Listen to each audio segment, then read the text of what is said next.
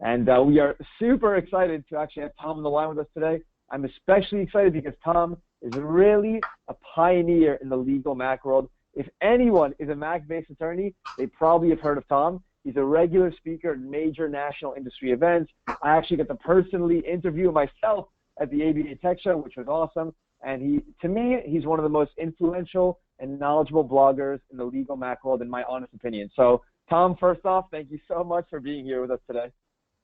Thank you. You're far too kind. And so just to start things off, I want to give everyone a little bio about Tom. So Tom is actually the CEO of GlobalMacIT, which is a national managed service provider that helps provide legal technology services to Mac-based law firms. So if you're a Mac attorney, you definitely want to pay attention to what Tom has to say. He literally transforms law firms to help them improve their operations and technology, which ultimately helps you guys make more money. So, Tom, you have quite an impressive resume. Tell us a bit about how you kind of got started in this industry. Well, I started as an Apple consultant. At the time, I loved business. I loved Macs. It was just a deep passion I had for many years. I was helping all my friends with their Macs and helping them convert. So I started doing house calls, and worked up to doing more consulting, more businesses. Over the years, I started working with an attorney here, an attorney there. And I realized that no one really understood the needs of attorneys that were on Macs. No one knew what solutions they needed, what was their workflow, what were their issues, what were their unique challenges. And so it just kind of slowly grew until about 4.5 years ago.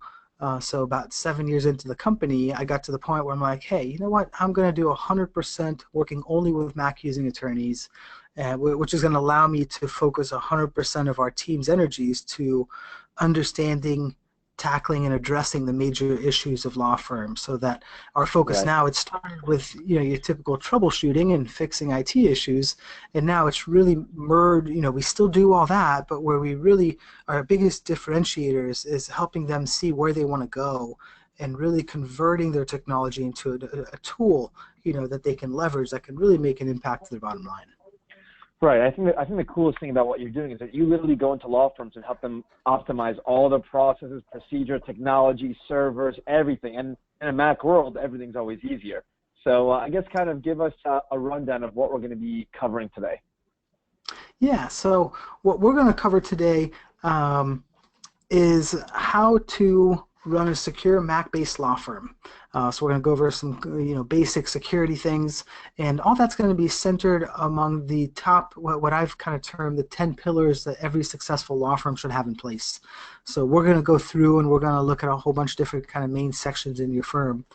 And we're just going to talk about the do's and don'ts. Really, what are some of the mistakes you want to make sure to avoid with software and hardware? So we'll talk about what not to do, and then I'll say, hey, instead, here's what you want to do. So it's going to be a pretty quick hit, touching a lot of different areas. We're not going to get to go really deep and detailed into one specific area, but I think I've made it so there's going to be a lot of very actionable content that people can walk away from. So keep it, open up a note list, make a separate section for to-dos, things you're going to take action on when you're done. And I think everyone on this call is going to hopefully get some good actions to take away. Awesome. And what are we not going to cover today? So I'm not here to convince you why Macs are better. If you showed up today, you're probably already on Macs, or you're probably in what I call that Mac curious state. I think the biggest opportunity out there for our company, GlobalMacIT, is all the Windows using Mac curious attorneys. Yep. So if that's you, you know who you are. You've got an iMac at home. Your kids use Macs. You've got an iPhone or an iPad, and you like it, and you're interested. You said, hey, if all these things are easy, could I do it on the Mac? So I'm not here to convince you or help you make that decision. It's also not going to be a complex technology discussion where you're going to feel you're over your head. I'm not going to talk about super complex tech things. Right. And like I mentioned a second ago, it's also not going to be a deep dive into one specific area. We're going to do a lot of high-level touching. Here's what you don't want to do. Here's what you do want to do. Again, really focused on getting basic actionable ideas, but it's not going to go super detailed in any one thing. Awesome. So I really want to know who's on the call, who's listening in. So everyone, please tune in. Go to your GoToWebinar. Put it in front of your computer now. We're going to launch a poll. do you use a Mac or PC? And I'm guessing majority of people are going to answer Mac probably, but let's see what you said.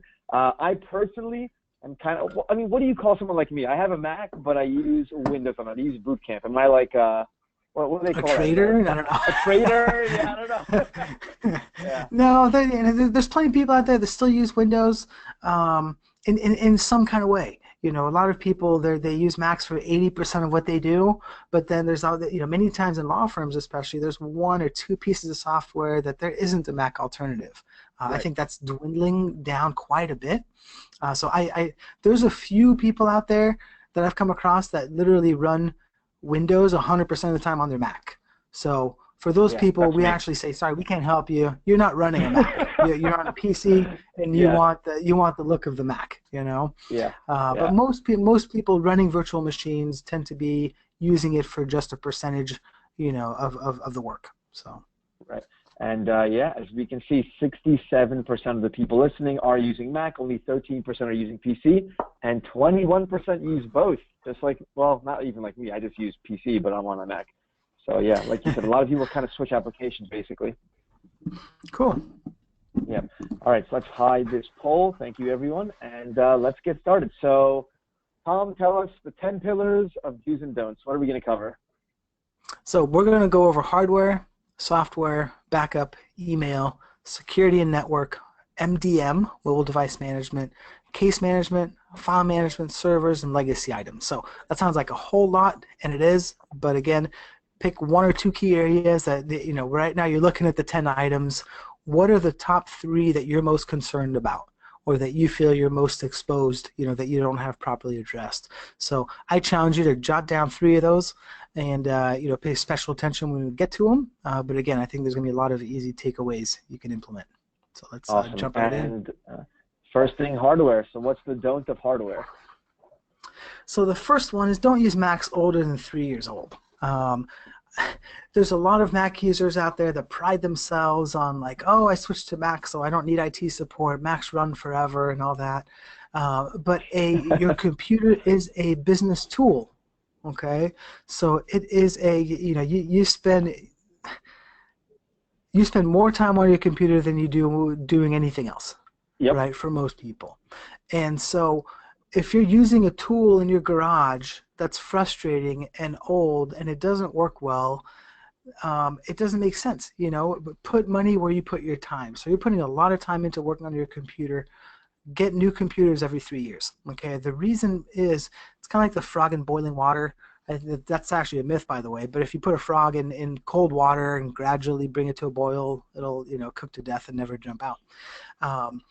But the analogy there is that if you have a Mac and it's 3 years old, and then it's 4 years old and 5 years old, you don't notice that it's getting older. You don't notice that it's getting slower because you have no comparison. Every single time, I've had a client that's kind of fought me on this. When they finally got a new Mac, they always call me without fail. And they go, wow, Tom, this thing is so fast. And I go, yeah, I mean, if you save 5 minutes a day, just 5 minutes a day adds up to hours and hours and hours, per year. I mean, if you finance or lease a Mac, you can get them for usually about $30 a month or something like that per computer. I'm a big fan of leasing. That way, every 3 years when our lease is up, boom, we send them in, we get new Macs. It makes it a lot easier. So don't skimp on spending money where you put your time, and that's definitely on the computers. Wait, so I'm gonna ask you about leasing. How are you leasing laptops? Is that through Apple? Yeah. Apple's got a wonderful leasing program. I've actually written at length about this concept and done a lot of comparison about, okay, do you just buy or do you just lease? In my economics class at UC Santa Barbara, I remember our teacher saying, don't ever do a lease. It doesn't ever make sense. And so that was my belief for many, many years. But when I did the analysis of leasing versus buying, there's many points for leasing. You've got tax benefits and advantages. There's a time benefit. There's a lot of different things. So you can lease directly through Apple, working with the Apple business team. Usually, I think there's a $5,000 minimum. But if you're buying, 2, 3, 4 computers, you can easily get to that. So yeah, big fan of that. Well, I think that's great because usually after 3 years, you're probably spending $1,000 on a machine after 3 years. But usually what you do if you spend $2,000, you just throw it out. You don't even sell it. You don't even make the money back. So this is actually probably even cheaper. Yeah, you get, you've got more resale value in the old Mac, um, and they're just so much faster. I mean, every 3 years there's a significant improvement in the speed, and many times our minds think, we work faster than our computers. So if you've Yep. got an older computer, if you've got your staff working on your 5-year-old iMac because you've got a new computer and you've just done the hand-me-down approach, and whoever is the newest at the company gets the oldest, crappiest computer, that's doing them a disservice because it's not enabling Yeah. them to do their best work. Payroll is your Yeah. number one cost. So make sure they Yeah. have all the tools they need to do their best work and to be as productive as possible. And using Yeah. an old Mac will definitely slow them down. I love your last point here also, working hunched over your laptop. This was me for like the last 20 years, and last week I just invested in a stand-up desk. It's changed my life. For Good. anyone listening, they do work. They do work really well. Yes. So I'll expand on that at the bottom one. So budget to upgrade every 3 years. Leasing is nice because then it forces the budget. It's like, hey, we've got, we spend I think $500-600 a month on computers. I think we bought 10 of the MacBook Pro Touch bars, Yep. a few months back, and we're covered for the next 3 years. And when that's up, it's already built in. If you're Yep. really against leasing, put in your budget and do the math and say, okay, if I want to buy 5 new computers every 3 years, what does that break down per month? And just put that aside in a separate savings account. Because when people don't budget, what happens, and the reason people don't do it every 3 years, they get to 3 years and they go, whoa, I don't have $5,000 sitting around to buy 4 new computers. I'll do it later. They're still working. If it ain't broke, don't Right. fix it.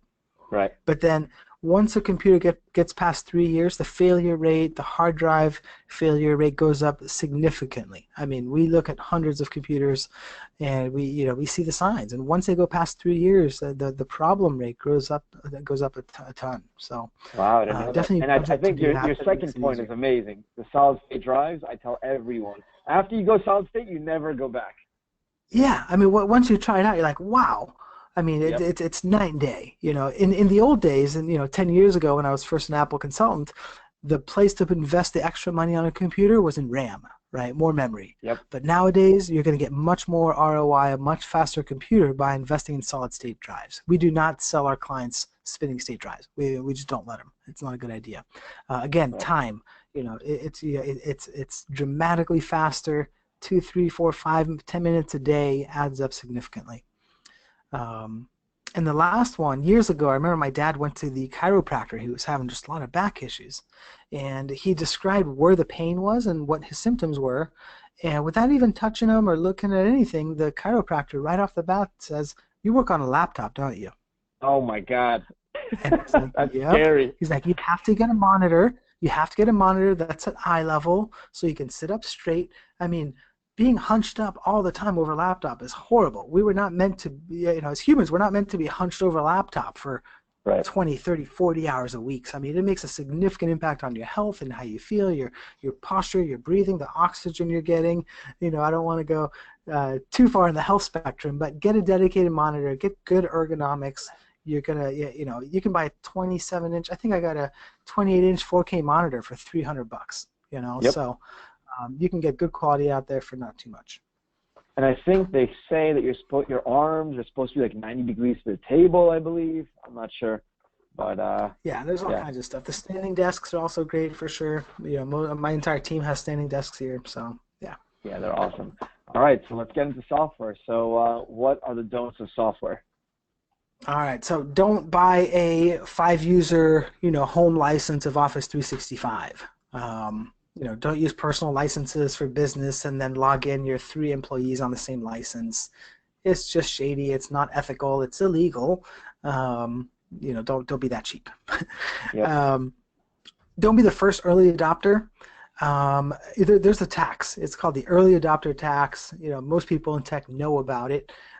End users might not realize what it is until they buy a brand new computer that was just released or install. Well, actually, we're talking about software here. So about a year and a half ago, Apple released an update, a software update. It was just for iTunes. So it seems pretty harmless. People that installed it, though, a certain percentage were actually completely locked out of their home folder, Oh. meaning they couldn't access any data on their computer. So every company out there introduces bugs when they have new releases come out. So we're going to talk about installing updates, but don't install updates immediately the day they come out. Security updates those you do want to install. But software updates, especially brand new operating system updates, don't be the first person installing it, and then to find out how it affects your software internally that you rely on every day, that'll cause a lot of downtime and frustration. Let them Right. release a piece of software, let other people test it out, they work out the bugs, and then a little bit later, when your IT person says, hey, yeah, we've checked it out, it's good, go ahead and install, then do it then. Right. So basically, if my iPhone tells me, oh, there's the new iOS 10.0, I should probably wait till like 10.1 or wait a few weeks till they fix the bugs. Yes, pretty much without fail, especially a major OS version like that, there's always bugs, there's always little issues that people, complain about, and then they fix them Right. and address them, and then you've got a more stable thing when you Got get it. to it. So, Got these it. are, again, your computer is a business tool. So if it's your home computer, yeah, go ahead and install the update right away, because if it creates an issue, it's not going to impact you in a big way, But if there's an update that affects Microsoft Word and it doesn't work or it crashes or something like that, because Microsoft hasn't increased the stability for the new Mac OS, it's going to cause some serious headaches. So Got it. don't use free software for important things. There's OpenOffice, there's LibreOffice, for people that don't want to spend money on getting a real word processor. It's not saving you any money. You're actually spending more time because you've got to teach your staff how to use it because it's kind of foreign, it's kind of weird. Exporting to Word, the formatting doesn't always stick. That's going to create more rework. I mean, if you've got a critical piece of software that you use and rely on, I'm a huge believer in paying for it, because then someone's making money, they make their living on keeping that alive and making it work instead of being a side hobby that eventually they're like, yeah, I don't have the time for it anymore, and before you know it, it's got bugs and other issues. Right. And the last one? Last one here, don't use Apple Messages for your kind of internal communication tool. If you use, it used to be iMessages, now it's just called Messages, which you use with your Apple ID. Yep. It's way too easy. There's no undo. So if you have a typo or a stupid, fix that autocorrect changes the complete meaning of what you're saying to an employee, that's one issue. Another issue that happens is instead of writing to your significant other and saying, "Hey, I love you. I'll see you soon, honey," and then you just realize you sent that to your administrator or something like that, that That's kind awkward. of the commingling of personal and friends versus business. You need a separate tool. So Yeah. let's jump to the do's. I think you And I'll show you how recommended, to address this. yeah, you recommend Slack. That's right. We use Slack here at the office also. Yeah, so invest in productivity boosters. Again, just like I said before, spend your money where you spend your time. Okay, so look at the pieces of software that are going to make a significant improvement, and don't be cheap in spending money. We spend $80 a month on Calendly. It's kind of an appointment booking tool, and we use it in so many different ways. So the guys on my service team use it. The guys on my project management use it. I use it with potential prospects. It automates and saves me a lot of time. So to spend $80 for 10 people on our team, it's a no-brainer. Got it. Don't wait to install. So the next two are kind of they seem like they're kind of butting heads. So one says wait to install updates, but then it says update regularly. So it's like, okay, which one is it? So wait to install software updates, operating system updates. Update your security patches regularly, though. So you don't want to be the first adopter the second a new update comes out that you apply it right away, but you don't want to put off installing security updates. Security ones are important. All the major ransomware attacks, the people who were affected were the ones that didn't update their computers. Now, again, on a Mac, we're much more secure. We don't have the same risks, but we have a lot of other security threats. So run updates regularly. Don't get things get way behind. There's most people think that I'm on a Mac, I don't have to worry about security. We're all good. We don't get viruses. That's a false belief that's been carried over for far too long. I've been trying to smash that belief for many years, but there have been security issues with Microsoft Word, with Flash, with Java, different exploits and that kind of thing. So you got to keep your software up to date.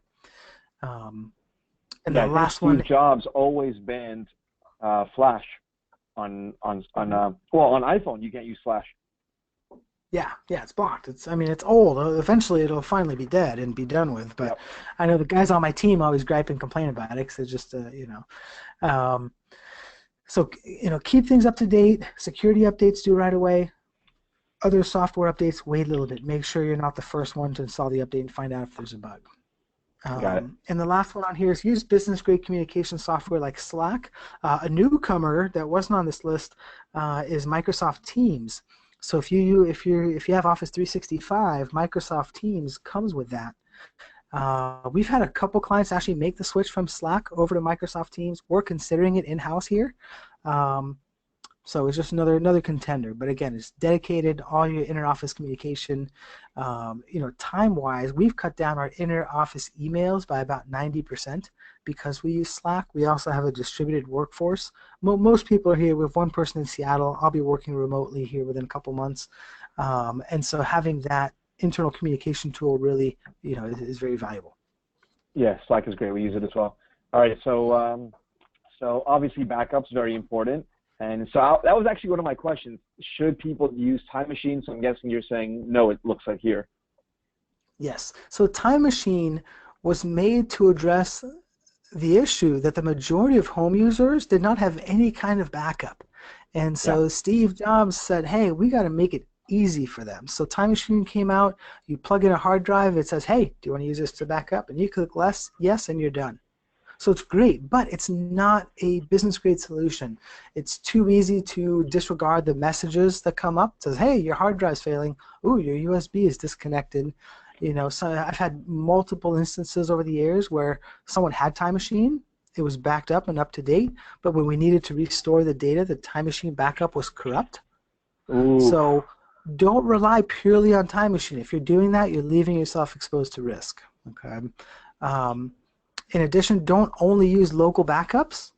Okay. Oh, I've got a great backup system. I've got this external hard drive connected to my laptop, and it backs up every night.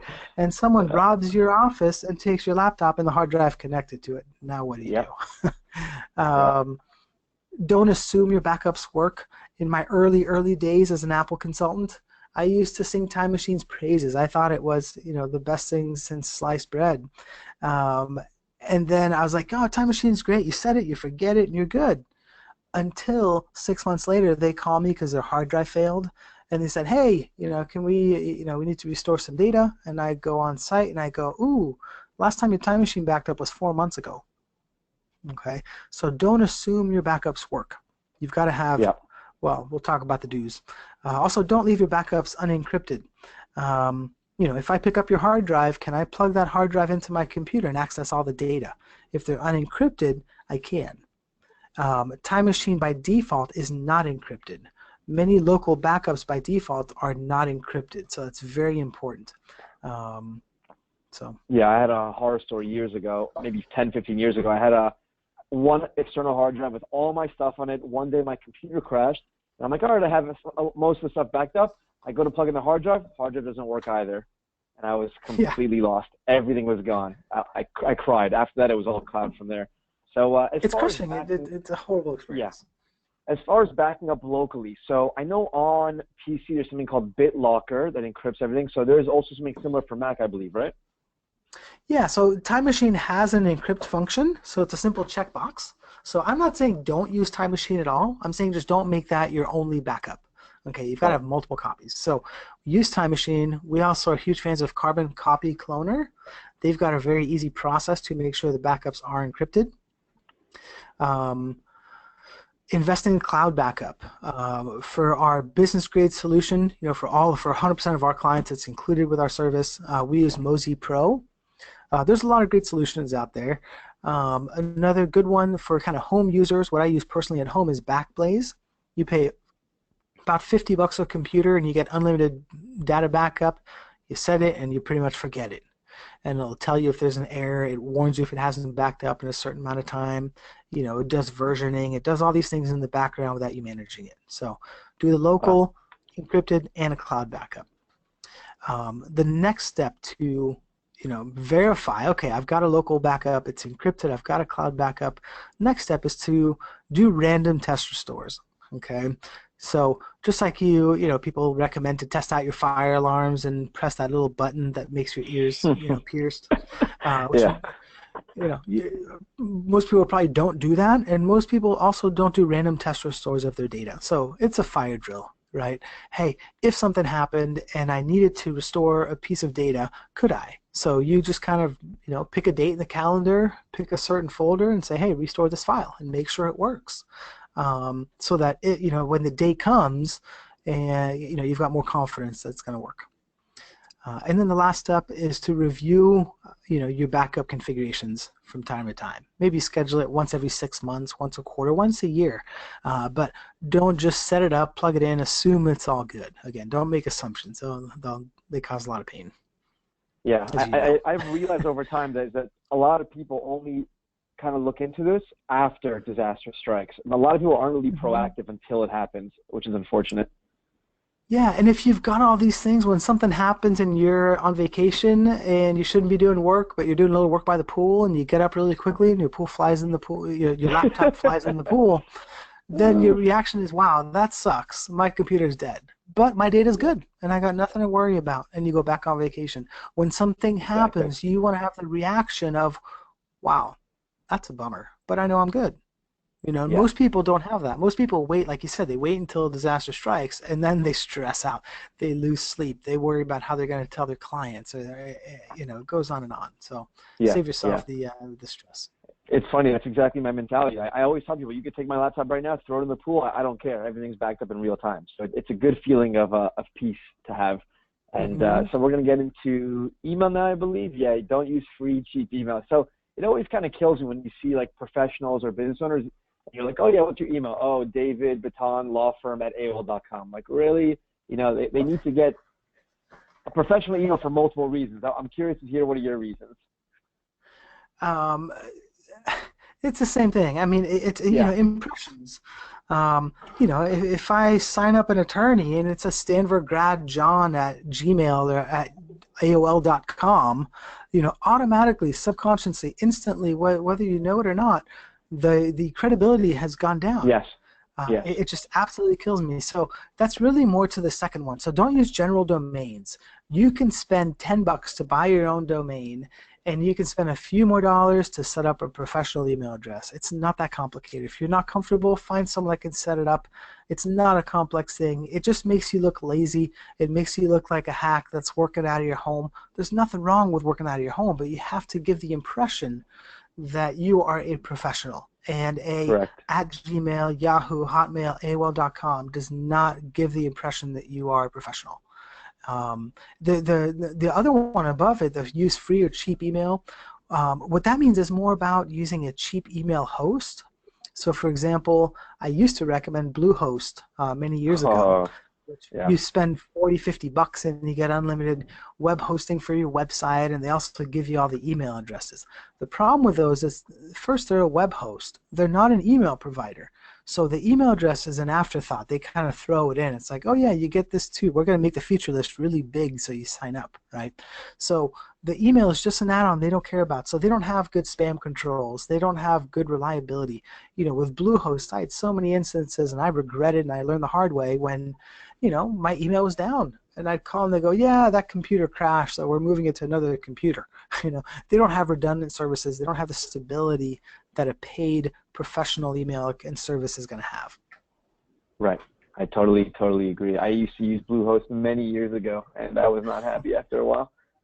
Yeah. So we both learned. So the hard way. Pay for business class email. In my mind, there's really only two. The number one for us is Office 365. We actually include 365 Business Premium with our service. It's just built in. We've standardized, we found the most reliable, best solutions to go with, and we don't let our clients pick and choose. It's kind of doing a disservice to them. It's like, hey, these are super reliable. They pack a tremendous amount of value. So aside from 365, I think Google Apps, I think G Suite is their name this year. I think they just rebranded. They've changed. They've gone through a few changes, but both of those are really stable, uptime. They work. So, but you've got to pay money. If you want reliable email, you need to pay for it. But G Suite is $5 a month. It's nothing per email. Yes. It's nothing. It's totally worth it. Yeah, it's not that, again, it's not that expensive. It's like, oh my God, $50 a year. It's like, well, if you're not willing to spend the money to, in my mind, it's the cost of doing business. And there's a certain amount of costs that just go into that bucket, whether you like it or not. It's like, oh, I don't want to pay for gas. Well, you got to put gas in your car. Unless you have a Tesla, then you just charge it when you come home at night. Yeah. But anyways, so. What's your archiving solution? So you've got to have backup, you've got to have business email, and you've got to have an archiving or a backup solution for that email. Okay, most people, the majority of people don't have anything like this. So what they do is they keep every single email they've ever received, and if you've ever worked with some of your clients and seen their inboxes, it just blows your mind, right? Yep. They're getting 100 emails per hour. And so they have 75,000 emails. They have 30 gigs of emails. And why is that? Because they never want to delete one in case one day they have to go back and find something. Okay. Yeah. An archiving and backup solution will take care of that. More importantly, it's going to help you cover your ass. Pardon my French, but that whole CYA thing.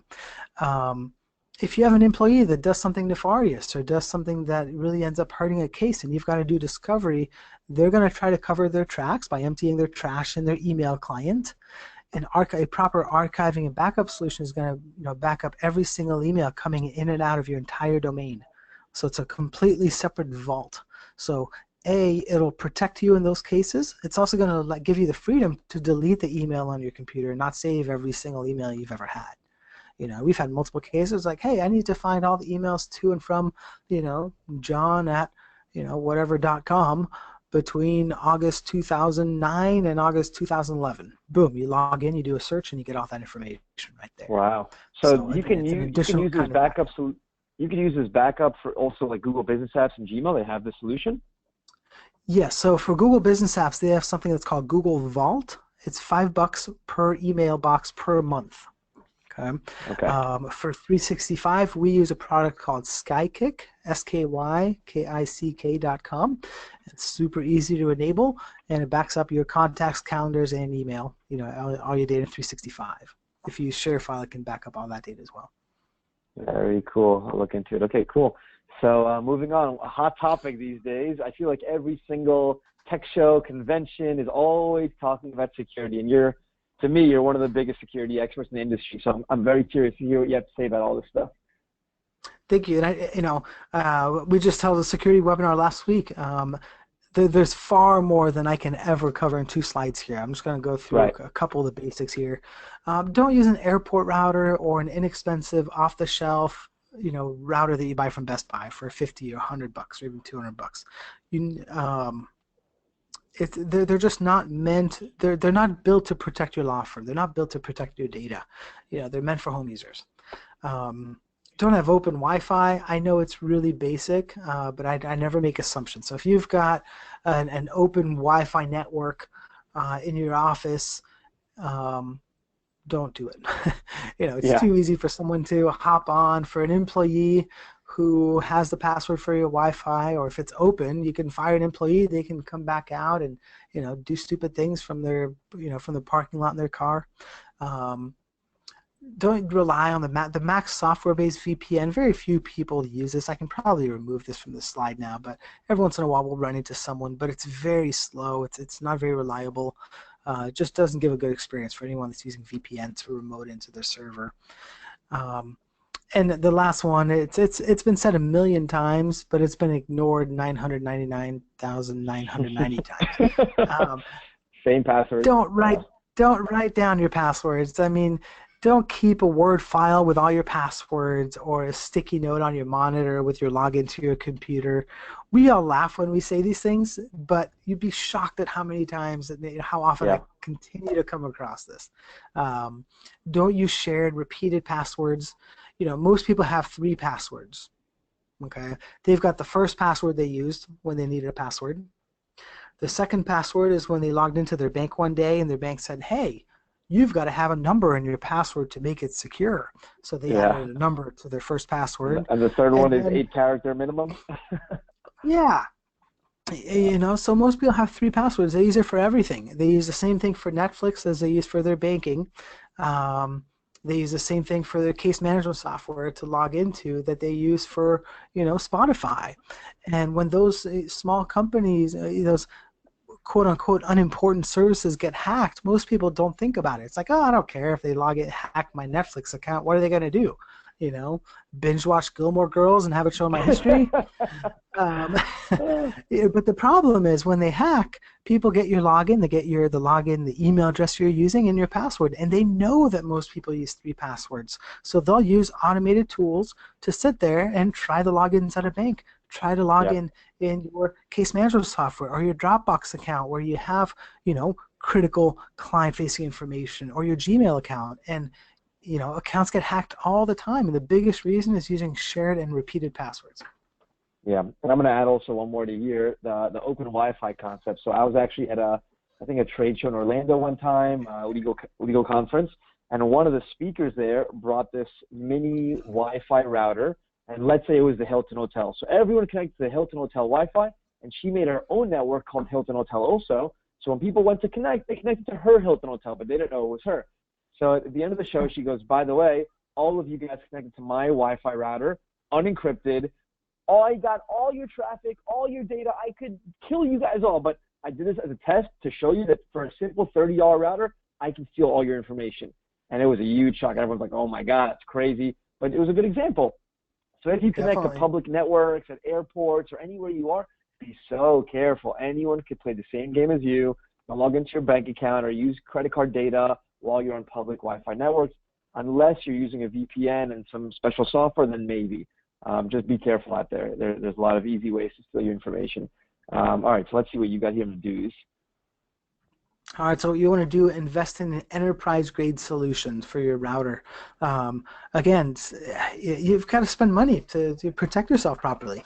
Enterprise-grade solutions, firewalls with automatic security definition updates. For example, we're huge fans of Cisco Meraki.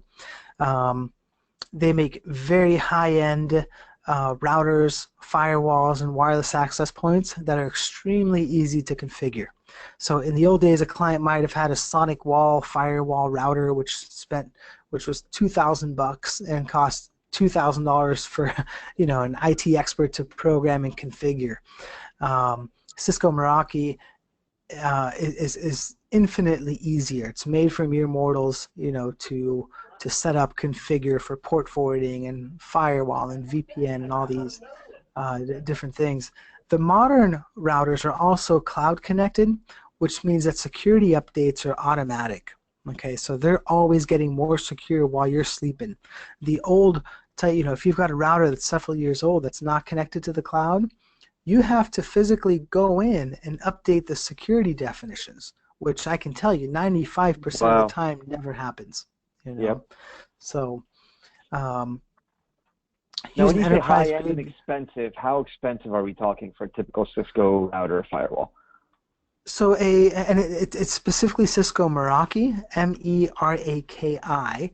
They actually bought the company Meraki a few years ago for $1 billion or something like that, and it's a Cisco product now. We actually give all of our clients a Cisco Meraki router when they sign up with us. It's built into our cost, so 100% of our clients are using Cisco Merakis.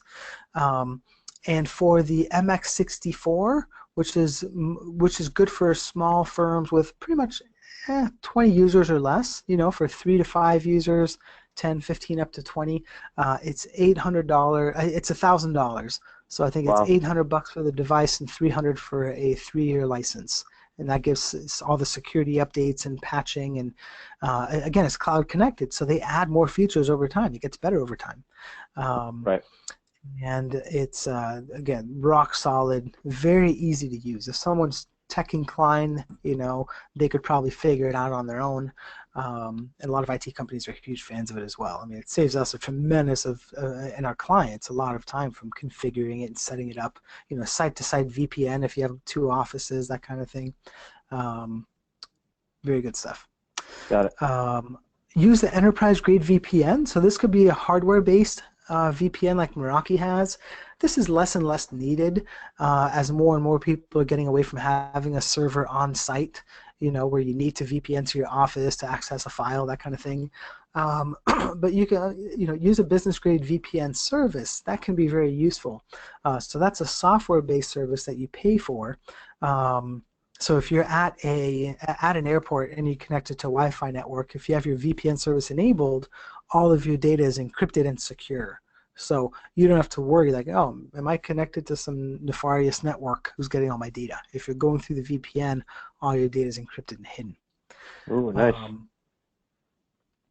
Last two, use a password manager.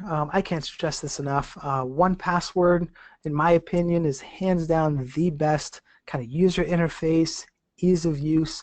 They've got it for Windows now. I know we've got 21% of Windows users, or 13%, 21 are mixed, right? But 1Password is a fantastic application. It works on your Mac, on your iOS, your iPhone, your iPad. There's an Android app, there's a Windows app, so it can stay in sync. And 1Password for Teams, if you've got a small law firm, is extremely useful because then you can grant access to specific teams or specific users within your firm. LastPass is also another good solution. And the password managers, they all have plugins for your web browser that you use. So they'll recommend and they'll create unique passwords for you. So when you have to create a new login, it creates a password, it saves it automatically. So most of my logins, I don't know the password. So I need to have 1Password, which I log into. It's encrypted, completely secure. I log into it, it fills out the password for me automatically. Right, and the idea is that you have 20-digit crazy passwords you'll never remember, but you don't need to because you have, 1Password to manage them for you, so you don't need the same password on all the websites. That's the idea. Exactly. Yeah, someone holds a gun in my head and say, tell me your password for your bank. I said, I don't know it. I sincerely don't know it. Put me on a lie detector. I don't know the password. So, and does 1Password have like an iOS, iPhone app so you can use it on the phone as well? Absolutely. Yeah, and again, they're very well-written apps. Got it. Great user interface. One thing I definitely will add here as well, so even if someone does somehow get your password for whatever reason, if you have two-factor authentication, they still will not be able to log in because they still need a code that you get to your phone. So for everyone listening, make sure you enable two-factor everywhere. In Gmail, in your bank, whatever can give you two-factor, use it. Even in PracticePanther, I'm surprised that we have this feature, how few people actually use it. They should definitely always be using it. You agree? Definitely, absolutely. Yeah. And, it adds an extra step. So, again, people are annoyed by it, right? Yeah. But Yahoo a few years ago, she's like, oh, I don't have a password on my phone. It's too much of a hassle, right? Of course, they had 1 billion accounts hacked. But, two-factor authentication, I definitely recommend, and it's in my security presentation. Like I said, I can't cover everything, but that's a big one.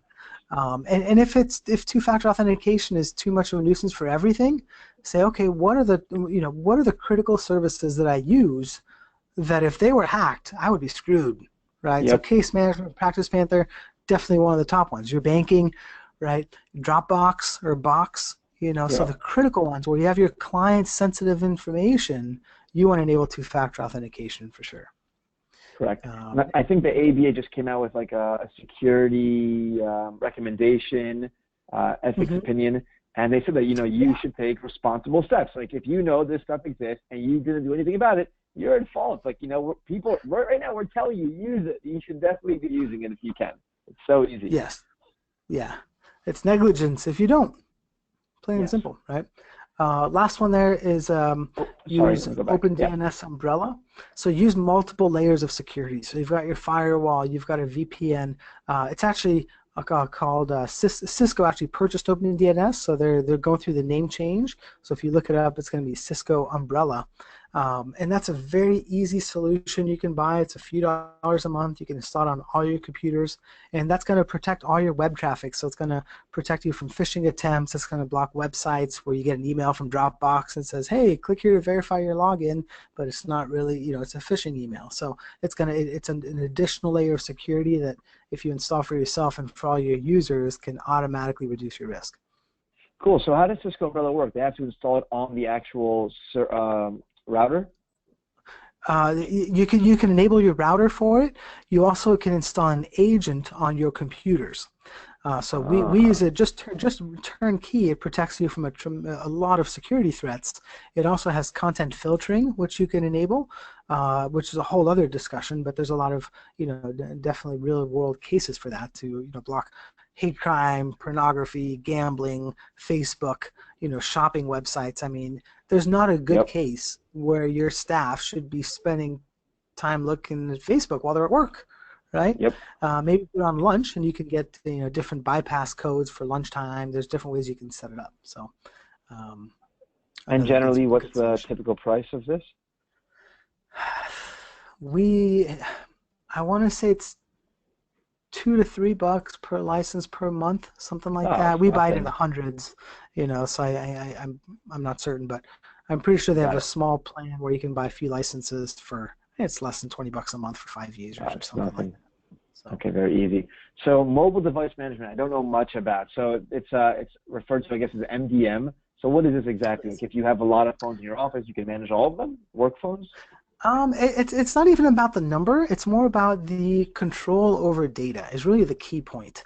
So if you're going to put firm data on a mobile device, so what's a mobile device? It's an iPhone, it's an iPad, right? But it's also a laptop. So if you think about the information that you're letting people have on their iPhones and on their iPads that they take home, they take to Starbucks, they take to ball games, right? I forget, so there was some crazy statistic on the number of mobile devices found at stadiums. Oh right? My God! And again, you've got all your firm data. What kind of information is on your phone right now? You've got your client list. You've got opposing counsel. You've got contacts, your calendars. You've got all your firm files. You've got your case management solution via the app, right? You've got so much information on your mobile device. And so if you don't have control, if you don't have a way to manage and secure that data, then you're putting yourself at risk, okay? Right. If your receptionist runs out to pick up coffee for everybody and she's got email on her phone and she leaves it at Starbucks and she comes back, she goes, oops, I lost my phone, and she calls Starbucks and it's gone, do you have a remediation in place to confidently know that 100% of your firm's data is safe and secure? So if the answer is no, that's because you don't have a mobile device management tool in place, okay? So there's no way to control it. That's the issue. Again, that certainty we talked about. When something happens, how do you protect yourself? What's your response, right? So we had a client call us who was on a trip in Paris. He likes to spend a month there every year. He called us and he said, hey, I was at a coffee shop. I ran to the bathroom, came back. My laptop and my iPhone are gone. They're stolen. So we were able to confidently tell him, like, hey, first of all, don't worry. You're all good. We've got the right measures. We've got security policies in place, so your data is secure. Your data is encrypted. We have control. So if any of your devices check in or turn on, they're going to be securely erased instantly. And if they don't turn on, I mean, the hard drive's encrypted. There's no way they're going to access any data. So first, it's like, hey, at ease, your content is safe. Plus, we had our backup tool, so all of your data was backed up, and we had everything, right? Amazing. So we had him grab his wife's iPhone. We said, hey, go to this web address. We had him enroll his iPhone. A few minutes later, we remotely, from Cleveland to Paris, installed all his email accounts, the apps that he needed, his contacts, his calendars. He was back to work within 15 minutes. Technology is amazing, huh? Yeah. So, A, that's cool, because we love using those tools. B, imagine if you were in Paris traveling and your phone was stolen and your laptop and all the data was on it for your firm, how would you respond? So don't put firm data without having control. Don't think that changing passwords is a solution. What I mean by that is most people say, oh, well, if Johnny goes AWOL and we need to, he just takes off, no problem. I'll just change his password on his email account and I'm good. The problem with that mindset is that the truth is if I've got an email account on a phone and someone changes the password, it doesn't remove the data that's currently on the phone. It just stops me from sending new emails and receiving new emails. But all the data that's on my phone, all the attachments, all the contacts, all the calendars is still on my phone. And you've got zero control over it. So changing a password is not a solution. Using iCloud is not a solution also. Again, this is seen in really small firms. They got 2, 3, 4 people. They go, oh, well, if you want to have email on your phone, Susie, well, I'll just enroll it in iCloud. That way, if you lose your phone, I can click a button and wipe your device. Okay? that person can also track you now. Okay, they've got access to your iCloud. They can access all your info that you've got in iCloud, so it's not secure. They can also turn it off and disable it, and you'll never know, and you'll not have any control over it. So it's not a solution. And don't operate without an MDM policy, which is a written agreement with your staff that says, hey, I understand that if I'm going to put firm data on my mobile device, I'm going to do these things. And if something happens to it, these are the measures you're going to take, and I'm okay with that. Right. Okay, very cool. So let's see. So what are some things that you should do then? So find a mobile device management solution. We use Meraki Systems Manager. Harvest has actually just recently gone through a name change, and it's called Jamf, J-A-M as in Mary, F as in Frank, Jamf Now. That's probably one of the easiest turnkey solutions for a small firm to set up and get up and running with. I think it's free for up to 3 devices, and then it's $2 per device per month. Okay, so it's hands down the easiest one. If you want to walk out of this presentation and take one action, do that. Okay, sign up with Jamf now and get up and running. AirWatch. I mean, there's a lot of good solutions out there.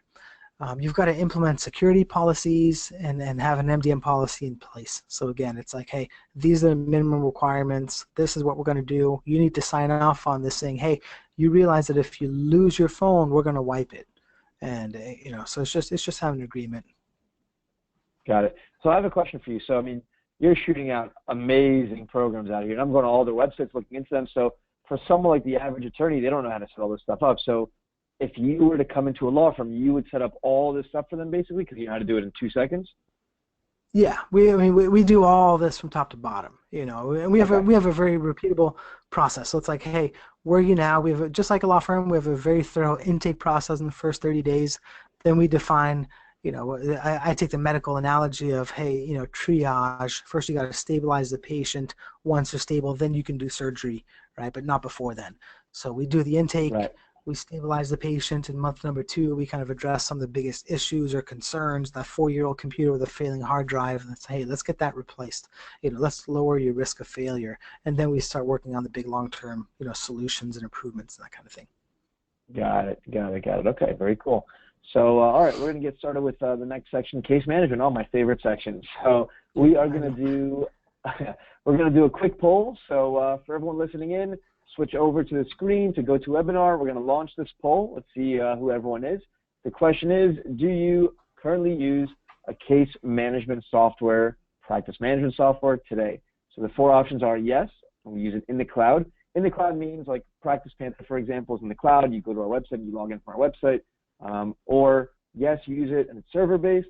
Or yes, and I use PracticePanther. Or not yet, but hopefully soon. So, Tom, what do you think is going to be the majority answer? I sure hope it's in the cloud, or even best, as I use PracticePanther, right? Yeah. But it's really the cloud. I mean, server-based is so ancient. The server-based responses, I'm going to guess we're going to see about between 13 to 20%. Yeah.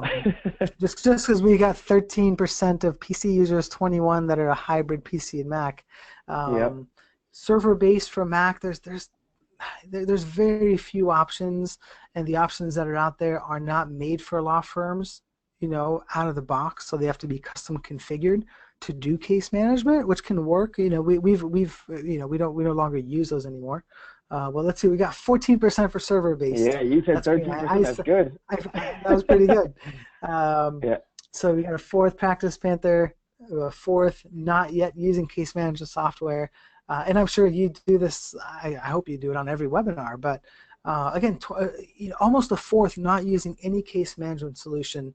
To me, that's just insane. There's so much productivity just laying dormant within your practice if you don't have a dedicated case management solution. And I can go off and have it not come off salesy. If you were talking about how great it is, then it's like, okay, well, you're Mr. PracticePanther. Whatever I say is biased, obviously. No, but again, it's just having the right tools and enabling yourself and your staff to do the best quality work and produce the highest output. And without a case management solution, you're using a local address book, a local calendar. There's no, you're relying on notepads or just hoping that everyone puts their notes in a text file into the client's folder or something like that. It's just archaic. But anyways.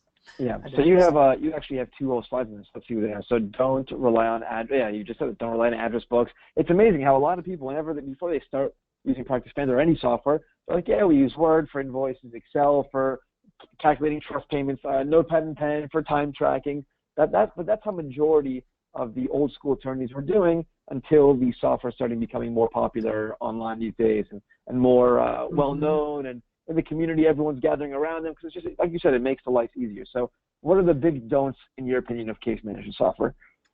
Like you said, that first one, don't rely on localized archaic tools. I mean, it's costing you tens of thousands of dollars in lost, billable revenue. Every time I see a firm that's, keeping track on paper at the end of the day, I'm like, do you realize that's costing your firm tens of thousands of dollars per year easily? I'll stop because I could really go off there. Don't rely on bloatware as a solution. So what is bloatware? I'd like to coin this term. I should put myself in Wikipedia. I don't know. Bloatware in my mind is the PC law, the time matters, the time slips, tabs 3. They're the Windows-centric applications for law firms that have been around forever, and for 5, 10, 15, 20 years, sometimes even more, they've been building in every single feature request during that time, making it, I mean, every time we have a client that's moving away from this, 90% of the time they all say, like, yeah, no one uses it, or they use it as an expensive Rolodex because it's so complex, it's so intimidating, and law firms are so busy. I don't have any clients that are like, yeah, we have a lot of free time, we twiddle our thumbs, we kind of wait for work to come in. It's like, no, it's a high-paced, high-intensity work, so they don't have a lot of time to learn how to use a bloatware, which means they get very little value out of it. And if you're not going to use a tool, I don't care how great the tool is. If you don't use it, it's worthless.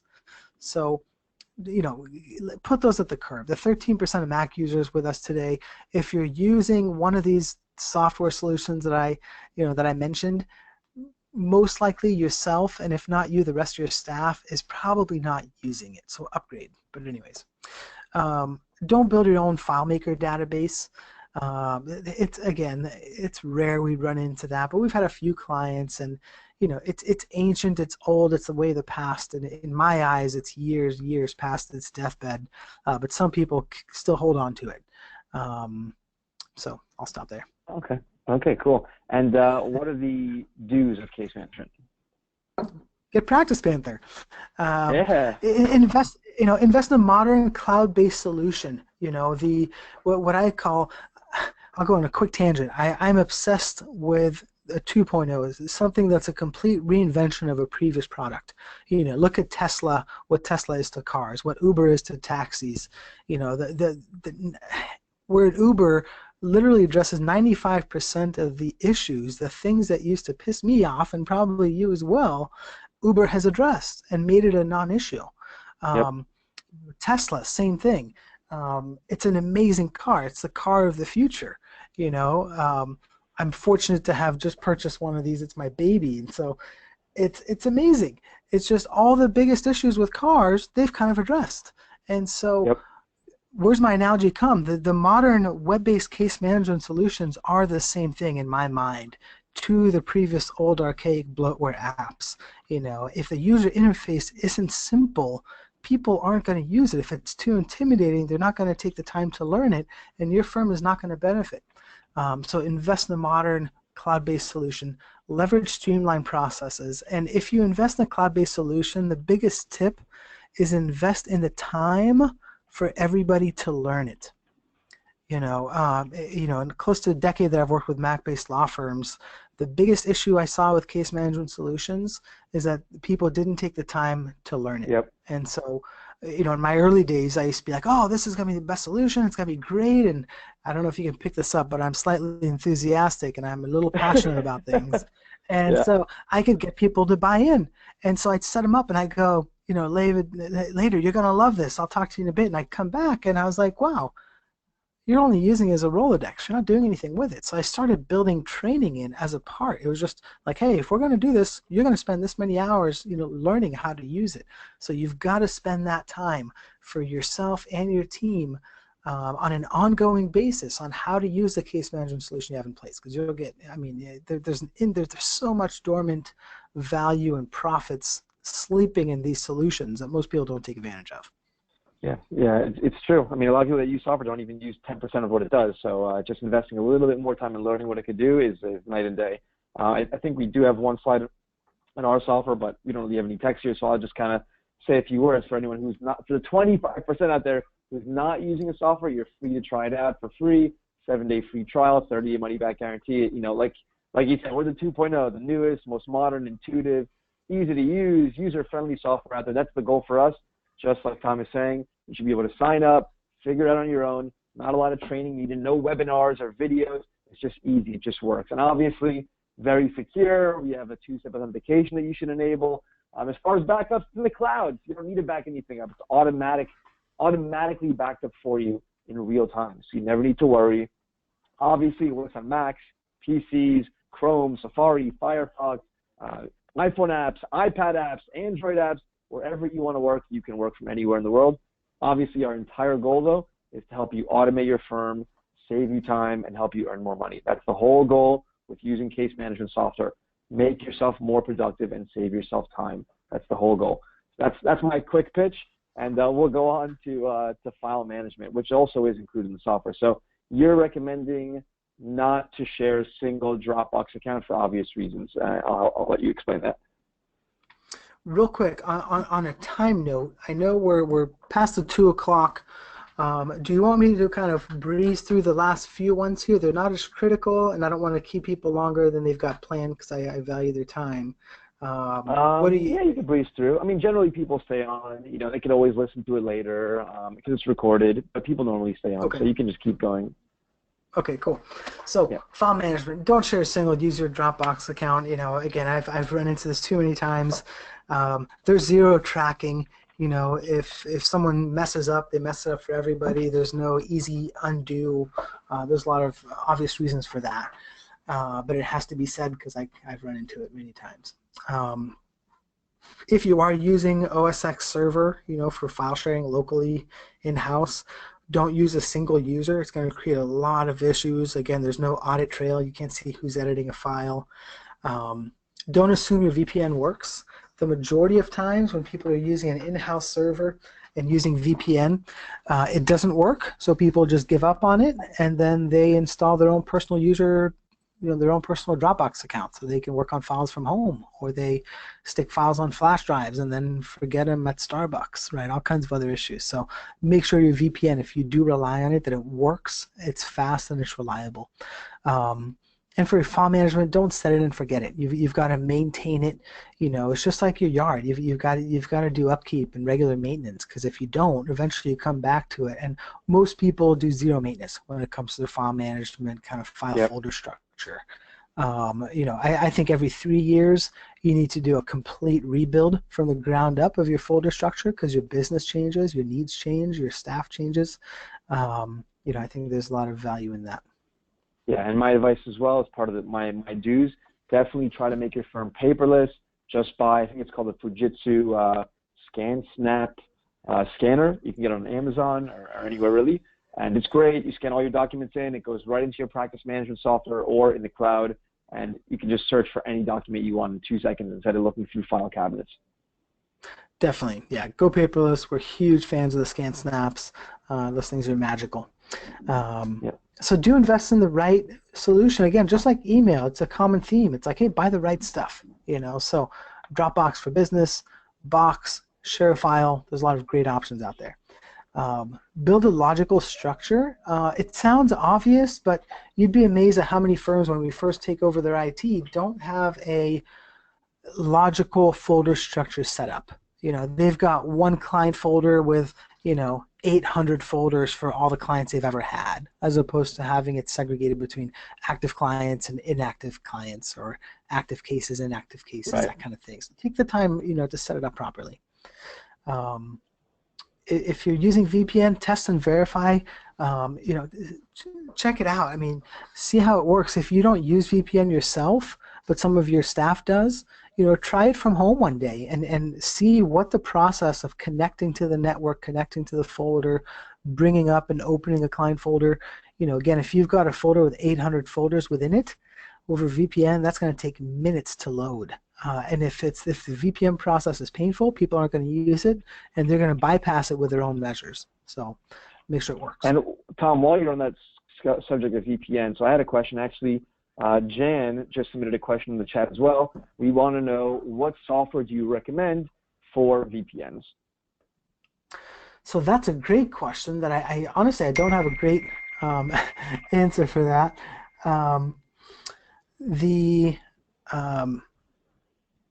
The hardware VPN, we use Cisco Meraki again. That has a hardware VPN, so your router and firewall can have a VPN built into it. So when we're talking about VPN, there's one which lets you connect back to your office, you know, to access a file server, so that kind of thing. So if that's what you're looking for, that's what I recommend, is a hardware-based VPN. If you're looking more for VPN service, for the Mac, a very popular one is Cloak VPN, which I know has been endorsed and touted by the Mac Power Users podcast people. So that's probably the top recommendation I give, is Cloak, C-L-O-A-K VPN. Okay, awesome. And that's just when you're out on the go and that kind of thing. One that I personally use myself is called Private Internet Access, also a pretty good one as well. Check out. I'm not sure if they have a Mac plugin though, but maybe they do. Okay. Yeah. Nice. Last couple ones here.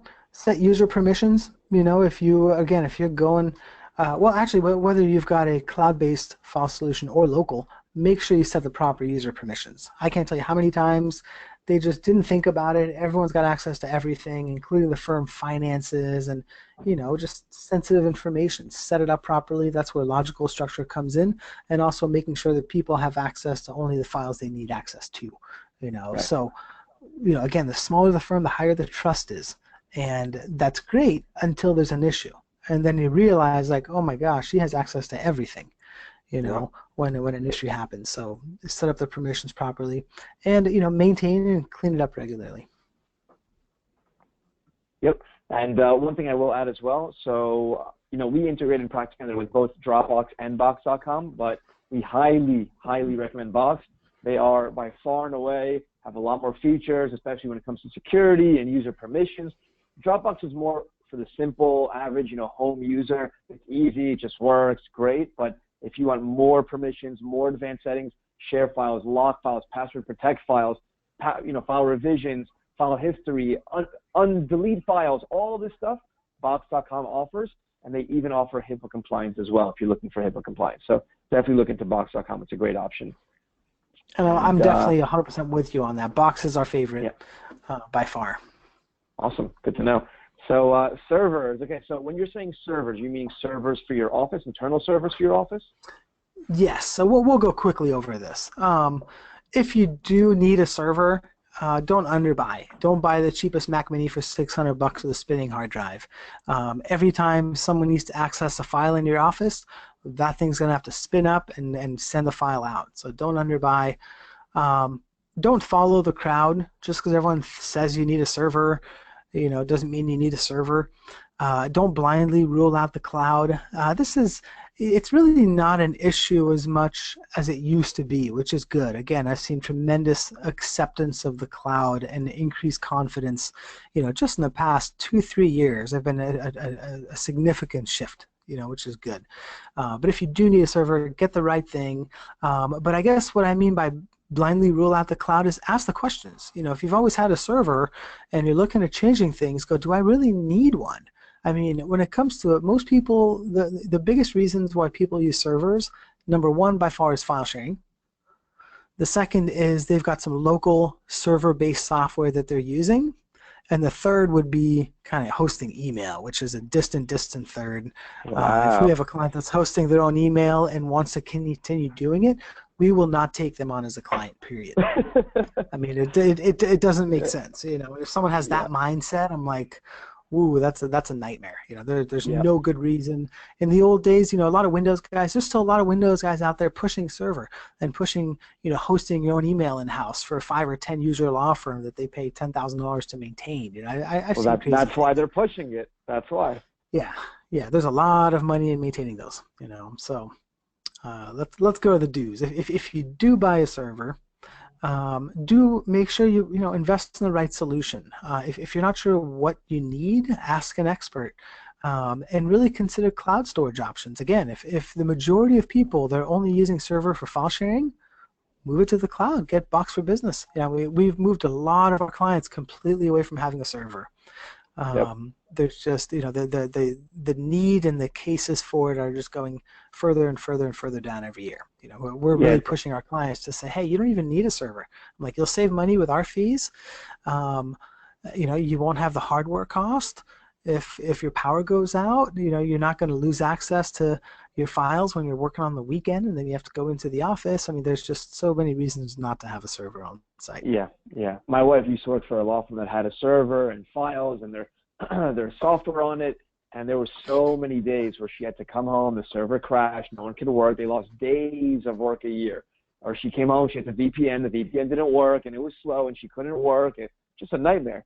I just don't know why people still use servers, but it's beyond me, I guess. There's maybe reasons, like you said. Who knows? All right, legacy items. What's considered a legacy item? Legacy item is, when you're making the move from PC to Macs, okay? Or, I mean, I wouldn't even put this on the list, but if you've got like an old piece of Mac software that only runs in a very ancient version of Mac, I can't even think of one example. So this really comes into, okay, I'm moving from PCs, I'm moving my law firm to Macs, but we've got time slips that has 10 years of data, and we can't migrate all that into the new solution or whatever we're moving to. So what you don't want to do, you've got to keep access to that just in case you need to dust it out one day and pull something up from 4 years ago, right? So don't leave everything on the old PC that's already 6 years old and hope that you can turn it on 2 years from now and access that data. So that's what I mean. Don't leave everything sitting on an old PC. The better recommendation is to install a VM, on your Mac. Brand new Windows, clean Windows, setup, and then you migrate the information that's important onto that one. So at least you've got a clean Windows, operating system. You're not bringing over viruses and baggage and all that stuff. If you need to, you're confident you can spin it up and access that data when you need it. Okay. Got it. Tom, I have a quick question for you. Sorry to stop you. So you guys, let's say, do you have clients all over the U.S.? Let's say we're a Miami-based law firm. You can pretty much set all this stuff up from us from abroad, from wherever you are? Yes, yeah. So we're based out of Cleveland. We have an employee out of Seattle. We have clients nationwide from West Coast to East Coast, everywhere in between. We even have the biggest law firm in American Samoa. And while I have a standing invitation, I'd love to go there. I've got 4 kids under 6, so that's never going to happen. That's not going to happen for a long time. And we've done everything we've needed remotely for them. So yeah, we work with clients everywhere. We've helped a lot of law firms switch from PCs to Macs, and kind of help through the transition and all that.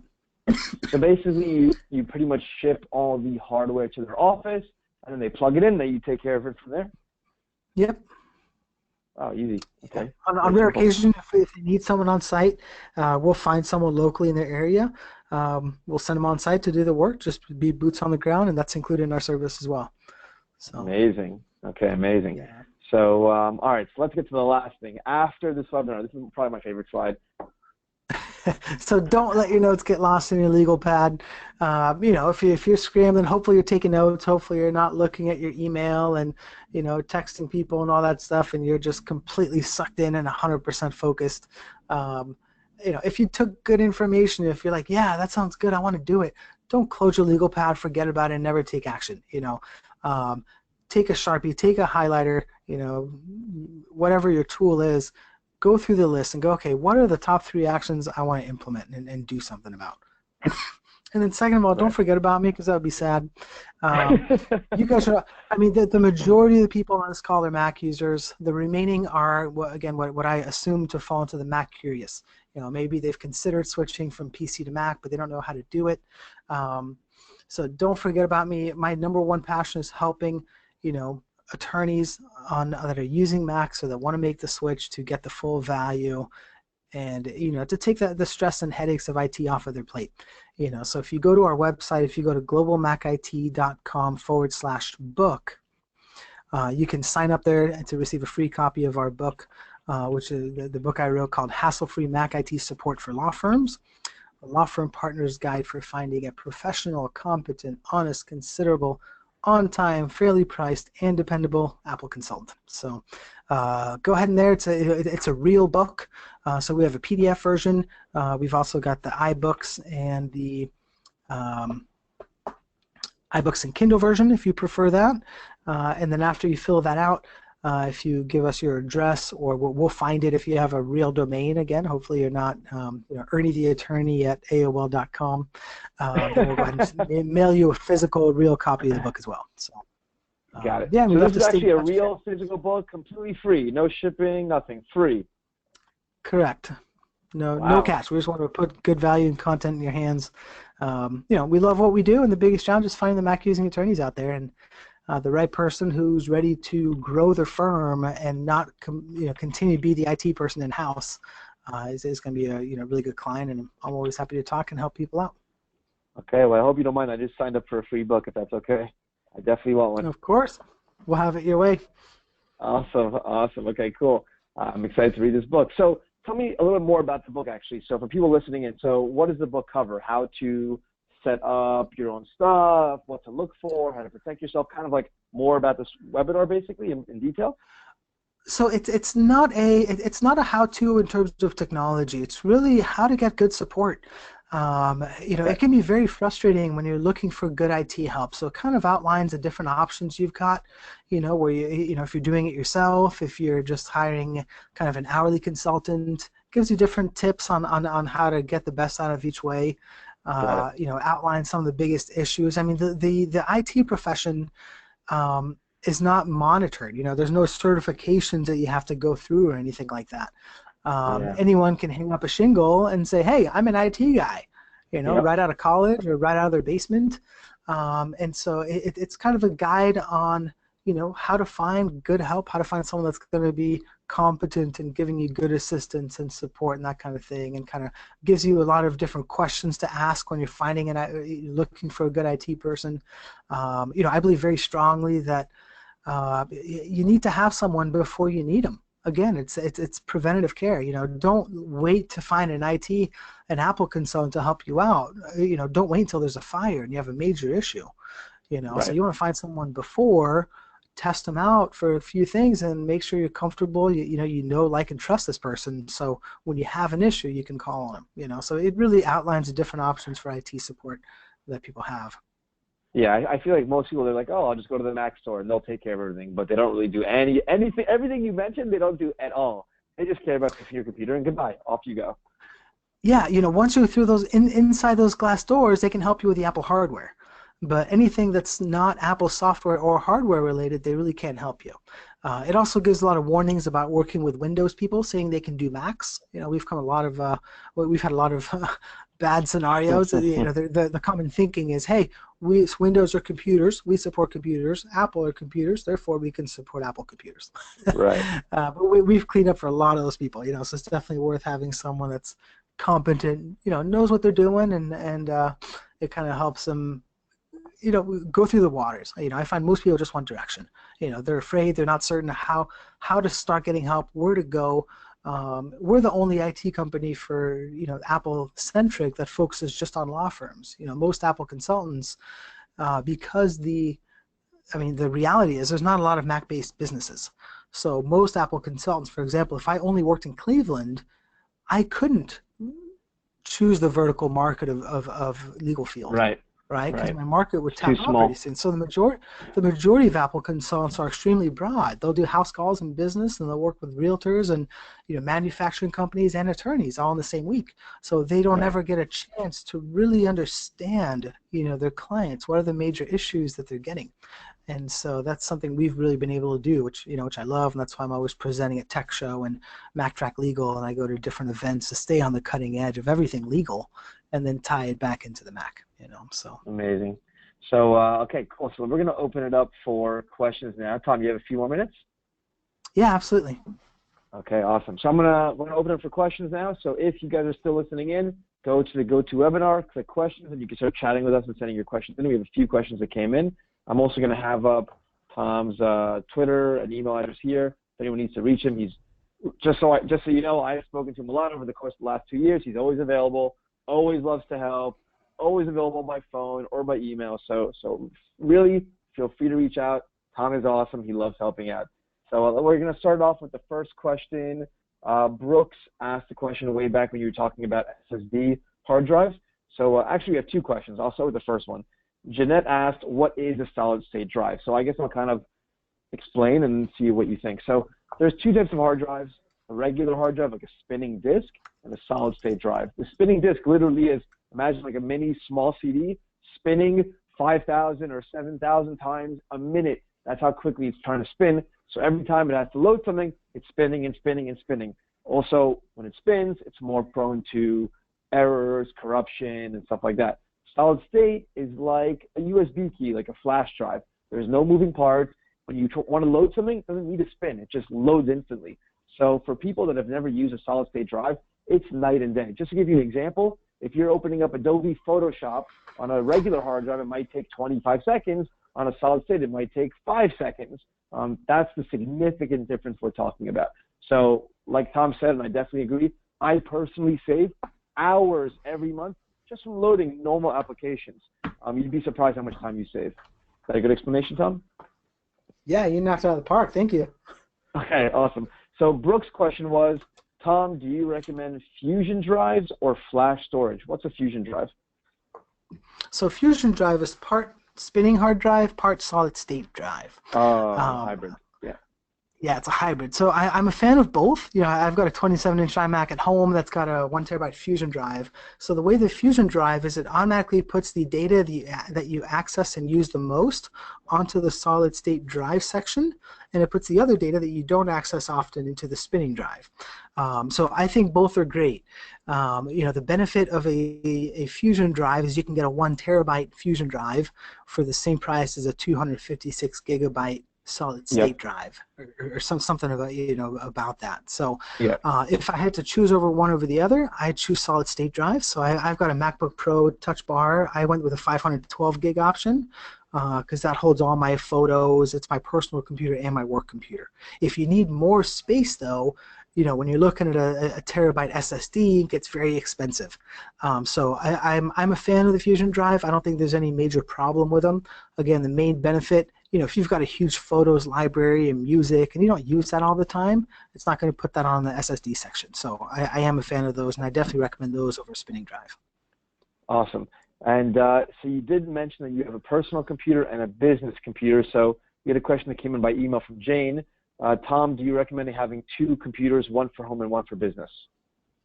I don't think it's necessary. You know, I think a lot of people, I mean, you know, everyone works locally. You know, we're all mobile users, so you know, it's kind of a pain. It's kind of like having your BlackBerry for work and your iPhone for personal. You know, no one does that. It's just kind of a burden. So I actually used to have that iMac I have at home used to be in my office, and then I had an 11-inch MacBook Air, which was my traveling computer. Now that I've got the new MacBook Pro Touch Bar, that's my primary computer. My old iMac is just kind of the additional computer at home kind of thing. So essentially, I've got one computer. I've got all my personal and business stuff. I don't think there's anything wrong with that at all. You know, the most important part is making sure you have the right security in place. You know, the backups, the secure. You know, one thing we didn't touch on in the presentation is to make sure you enable encryption on your computer using File Vault. That's an absolute must-do for all Mac users. If you do that, again, all your data is secure and safe. So I don't think there's a big problem with commingling personal and work data. Got it. All right, so we have 4 questions from Moises. Great questions as well. We'll go with the first one. What do you think about Dropbox Pro for backing up files? I don't think it's... I don't think it should be your only backup solution. You know, again, you can't have enough backups. You know, So I would prefer having, local backup of all the data. Because yeah, what if something happens to Dropbox? It's a giant what if, right? It's like, what if the internet went down kind of thing. But if you're relying on Dropbox and the backup and something happens with Dropbox, then you've got other issues. So there are some services out there that you can use to back up Dropbox, as a separate kind of, it's a cloud backup for cloud backups, right? And it Yeah. might seem a little tinfoil, a little extra paranoid. Dropbox has a great backup feature built in. It's got, I don't think it's forever history. I think they recently got rid of that feature. Um, and you can still have it if you're grandfathered into it. So Dropbox Pro, it's good, it's stable, the backup works very well, but I'd be a little hesitant about having that be your only backup. Right.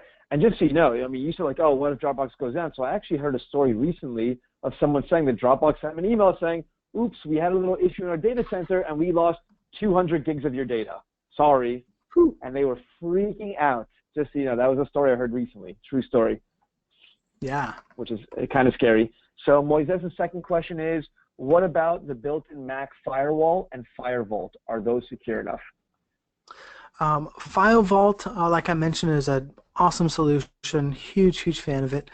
The built-in firewall, in my opinion, is kind of a pain in the butt because it blocks every single thing, and then you have to go in and kind of manually say allow or block. It's kind of confusing because a lot of services use background processes that won't be familiar to you when it's prompting you for access.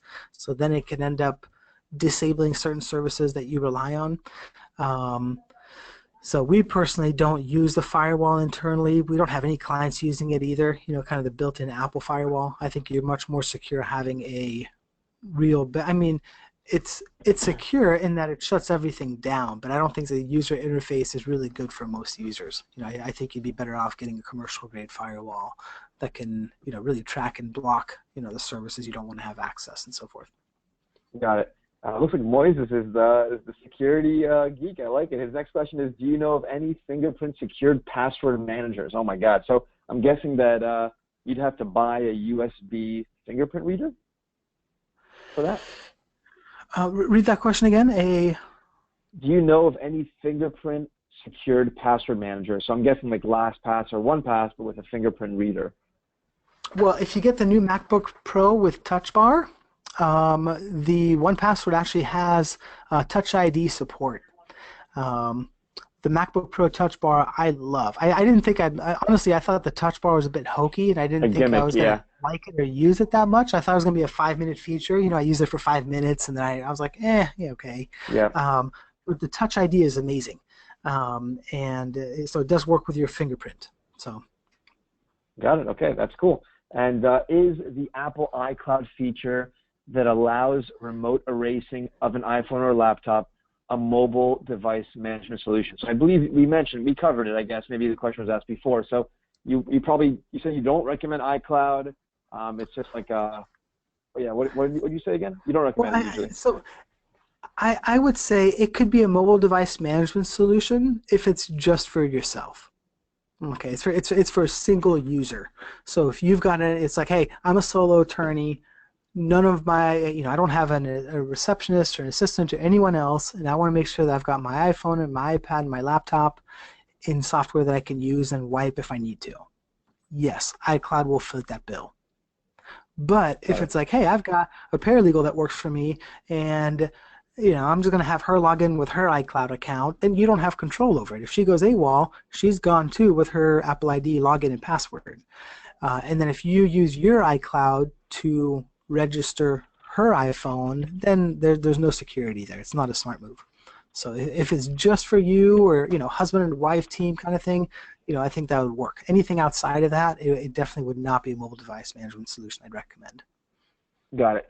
So last question, which we'll get to in a little bit, but he was asking about your prices. So I also wanted to know about your prices. So we'll get to that after these 3 questions first, and then we'll get back to the pricing. So Nicholas asked, what antivirus do you recommend? So for antivirus, we all of our clients we run 2. We run one called Clam XAV. Clam, just like what you pull out of the ocean. XAV is an antivirus. Clam XAV, and then that kind of scans your entire hard drive. looking for kind of things. We actually remove malware and adware, on a weekly basis from all of our clients. When we bring Wow. on a new client, 20 to 80% of Macs have some kind of malware or adware installed on them. So just Wow. because you're on Macs doesn't mean you don't have to worry about anything. And again, I think most Mac users are way too lackadaisical towards security. The second one is Malwarebytes for Mac. It's Yes, I also a use that really one. good solution. And then it was actually a different application that was bought by Malwarebytes, but it was made by an all Mac guy that was one of the kind of pioneers, cutting edge in Mac security software. He had a free solution for a long time that was purchased by Malwarebytes, so it's a great solution as well. Yeah, Malwarebytes is great also for PCs as well. And his last question, Nicholas's last question was, can you recommend to us Apple, do you recommend Apple Mail for business in any setup? I was an Apple Mail fan for many, many years. I mean, die hard. I don't think there's anything wrong with it. There's no reason I would say, yeah, don't use Apple Mail. A little over a year ago, we switched over to Microsoft 365, and when we did that, we switched to Outlook. I wasn't really excited about it. I was like, yeah, I'm not going to like it. I'll probably go back to Apple Mail, but I'll try Outlook. I was like, well, yeah, I got nothing to lose. I'll try it out. If I hate it, I go back. I'm still using Outlook. I think that the Microsoft 2016 apps for the Mac are fantastic. They're hands down the best version that Microsoft has put out for the Mac platform. People on my team, my senior system admin, he's in touch directly with the person at Microsoft that's in charge of the Mac team. They're very active with the Mac admin community, and so they're doing really good things. So Microsoft Outlook, personally, I love it. So Awesome. And Manny from Tampa, hey, local from Florida, has 3 questions for us. The first one is, does 1Password work for business and personal passwords? The answer, to my knowledge, is yes. You can use it for both business and personal, correct? yes, so I have 1Password. So the way it works, you have vaults that you put your information in. So I have a vault that I share with my wife and I for all of our personal logins, and then we use 1Password for Teams with my business here. So we have separate vaults. So we have HR, we have service, we have finance, and we can pick and choose who's a member of those teams. So who gets access to what. Ah, very cool. Second question was, what was the email archiving solution for Office 365? Yeah, I think you mentioned backup, but as far as archiving, so do you recommend archiving all your emails? Your inbox is kind of like your to-do list? I think that's the question. So the solution Maybe we not. recommended was Skykick. Right. Skykick does backup. Now archiving it's a little bit different. There's an archiving versus backup description and definition, which I won't go into here. In terms of archiving, what a lot of people will do traditionally is they will archive emails locally on their computer. So it's like, okay, I want to get rid of all the emails from 2015 and before, so instead of having 28 gigs of data, I can have 2 or 3, right? Because it's rare that I go into an email that's older than that. So people traditionally will archive their data locally. The problem with that is it's local and local only. So if you lose that data, you lose all the information. So that's where having a backup tool. Another one that we've used for archiving is the name's going to escape me right now. If you like, shoot me an email at tom@globalmacit, and I can look it up. But it's Friday afternoon. My brain's starting to fizzle. Okay, no problem. And I'm just messaging him right back. Okay, sent to everyone. And the last question was, if he has emails on his phone and iPad, and someone steals his phone by accident, can someone that takes his phone wipe out and delete all the emails from his Office 365 Exchange? Not if he's first. If he has Skykick, then no, right? Because then they can delete everything in there, and everything will still be in Skykick. So that's the benefit of having that additional Okay. layer of backup. On your phone, I mean, we recommend a 6-digit PIN at a minimum. If you're using 1, 2, 3, 4, in the before iOS, I think 9 or 10, I forget exactly which one, the default was a 4-digit PIN. And one out of 7 phones used to be able to be hacked with the 10 most common passwords. Wow. Okay. So if you've got a 4-digit PIN, make sure it's secure. I would, if you've got a 4-digit PIN, I would actually switch it to a 6-digit PIN, which would increase your security tremendously. So if someone steals your phone, you don't. I mean, they should never be able to get into it. Okay. So data at rest on your phone is encrypted. When your phone is locked. So as long as they can't get in, that they won't be able to get into your phone, access your email, and delete all your information.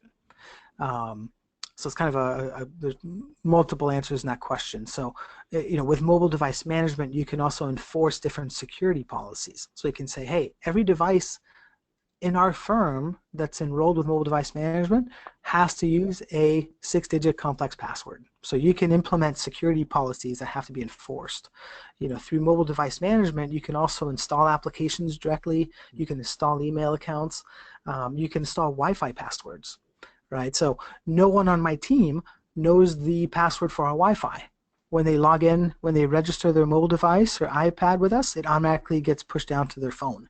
So if someone goes AWOL, we don't need to go in to our router, change the password, give a new password to everybody on the team. And again, you can see how valuable that would be within a law firm. We all hope every employee is going to be with us, forever. And the smaller the firm, the greater camaraderie there is. But unfortunately, in the real world, every once in a while, there's someone that goes AWOL. Right. So again, when it happens, do you have the measures in place to make it easy and not stressful? I feel like you bring all like the enterprise security level stuff to smaller firms. That's exactly what you do. Yeah. It's all the things you don't know. Because I mean, you're running a 2, 3, 4, 5, 10, 15 user law firm. You don't have time to stay on the cutting edge and think about all this stuff.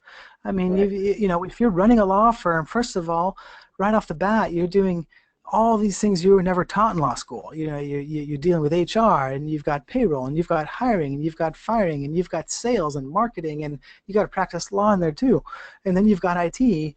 So, there's a lot of stuff to know. And if you're not an expert, you're not an expert. No matter how much you dabble, you're always going to be, a dabbler, at anything. And I'm a huge, huge believer in finding people that are the best at what they do, and then empower them to lead you and give you direction. Just like what I do with many things in my life. I don't try to be a jack of all trades. So yeah. Right, master of none. So last question from Moises, and also a question I want to know is, how does your pricing work? Do you have, can they hire you to come in and set them up, and then do you constantly have like a contract? Is it month to month? Is it annual? Moises' question specifically was, what is the average price for your complete service package for a small firm of 4 users? Cool.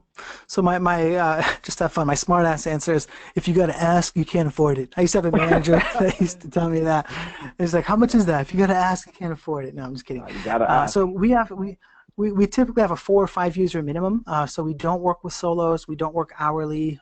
We don't do one-off work. So someone's like, hey, can you come in, fix everything, and then be done? We don't do that at all. So we're strictly a managed service provider. We have one service. We charge a flat fee, and we include unlimited support, unlimited training, and unlimited project work. So really everything top to bottom. We don't want to be labor or hourly driven. We want our clients to feel empowered to use us and reach out to us and use our service anytime they want to. Because when they do we do a lot of proactive planning and strategizing and consulting and that kind of thing. So it's $1,000 a minimum per month. We don't do long-term contracts, although we have a lot of raving fan clients, and so that's for for 4 or 5 users, it'd be $1,000 a month. Then we go up it's strictly based on user count and how many devices we're managing. And again, if that sounds high, if you're interested, reach out. We'll talk. There's a lot. We pack a tremendous amount of punch into what we do, and it's a lot more than just fixing your printer when it's broken. It's really it's a strategy. It's finding out where you are now, where are you susceptible, what are the security holes you have, what are the productivity leaks, and how everything is set up. And once we address those, then we're continually, we have what's called an annual strategy roadmap, which is an annual process where continually revamping that really helps us find out where are you now, where do you want to go, what are your biggest concerns, opportunities, and strengths within your firm that we want to maximize, leverage, and move the needle on. And so we're constantly updating that once a year. And so the proactive solutions we bring on a quarterly basis are always directly tied to what they told us is important to us. Got it. So it's not And cookie cutter. you said that you include a lot of things in your services. So like for $1,000 a month, does that include like a Cisco Meraki? What does that include exactly? It's a long list. So Okay. there's no labor, so we get, time for support, project work, training, Office 365 Business Premium. We give our clients a Cisco Meraki. It includes the Cisco umbrella service we talked about. Wow. There's a lot. And the biggest thing is really our, defined processes that we've built for firms, that really guides and directs them and says, hey, here's what you're doing, here's where you can improve. Let's, put that into place. We help them just get all the main things they need in place to really run at an optimal level, within their practice, and kind of find the dormant potential that's just sleeping right now, that when activated can significantly move the needle for them, improve their profits, improve their productivity, reduce stress and headaches and that kind of thing. And yeah. Awesome. So then how do you recommend getting started or reaching out? Just basically email you directly? They can contact you directly? Yeah, they can send me an email at Tom at GlobalMacIT if they're interested. When we start, we first just do a 15-minute quick kind of call just to find out if there's a good potentially mutual fit between us and the firm. We're pretty selective in who we work with, and we're looking for really the mindset of someone who doesn't want to be the IT person. They want to find someone who's the expert. They're in a growing practice. They're focused on growth, and they realize that, like, hey, if I want to grow the practice, I have to delegate certain things so that I can focus on working on the business instead of inside the business.